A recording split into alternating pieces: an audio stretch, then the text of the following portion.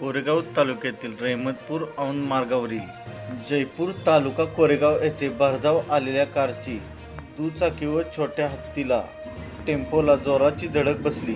या अपघातात दुचाकी चालक जागीच ठार झाला। अपघातानंतर कार चालक पसार झाला असून या घटनेची रहमतपूर पोलीस ठाण्यात नोंद करण्यात आली आहे। विक्रांत शंकर लिंगाडे वय 27, मूळ राहणार वाघोलीवाडी, सध्या राहणार सदर बाजार सातारा असे अपघातात ठार झालेल्या दुचाकी चालकाचे नाव आहे।